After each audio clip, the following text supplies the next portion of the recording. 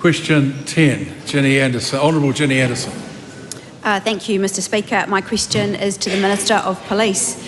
Does he stand by his statement that being involved in organised crime and peddling drugs is not going to be tolerated in this country, and it's going to be much tougher to do any of those things? If so, why?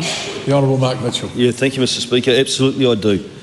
We heard from political parties and commentators that the gang legislation wouldn't work and that gangs were too strong and wouldn't comply.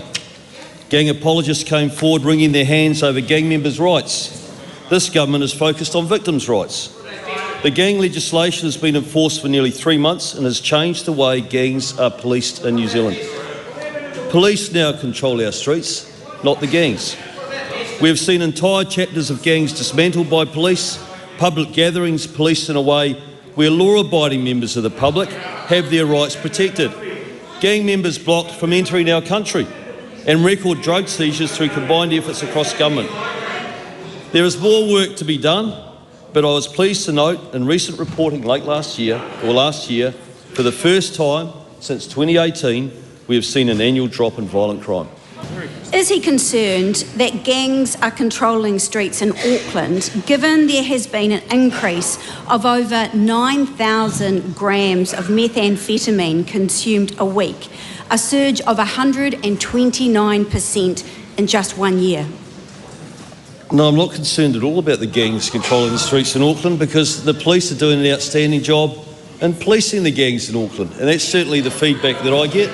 And I want to acknowledge my Associate Minister of Police and the Minister for Customs. We're working very closely together on a strategy around stopping and preventing the supply chain of methamphetamine coming into our country through her transnational crime strategy. And I'd have to say that our Commissioner is in Australia as I speak, working with the commissioners over there to make sure that we reinforce our borders even more.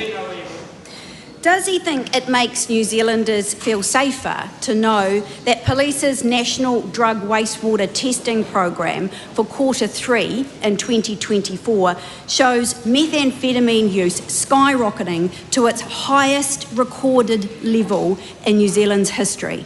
Well, I don't know whether that's dealers dumping methamphetamine or not. We know that we've got a problem in this country with methamphetamine. We know that it's a wrecking ball through people's lives in every part of society. And we've been very clear as the incoming government that we're taking action on that, and we are taking action on that. The first part of that is rolling out tough laws to allow our police to get on top of the gangs. They've been in place for 3 months, and we're already seeing outstanding results. What action will he take to address the Salvation Army State of the Nation finding? Police wastewater testing showed that meth consumption surged to 32.4 kilos per week in Q4 of 2024, more than doubling the average of the previous 4 quarters, and incurring a weekly social harm of $34 million, while charges and convictions for illicit drugs have continued to plateau. Well, I'll tell the member what action we've taken. The Auckland CBD, when we came into government, was an absolute shambles. People didn't feel safe being out on the streets at night. There were drug deals happening on street corners, and it was the first place that visitors to New Zealand often touched our country. So I'll tell you what I did. I brought together a stakeholders group.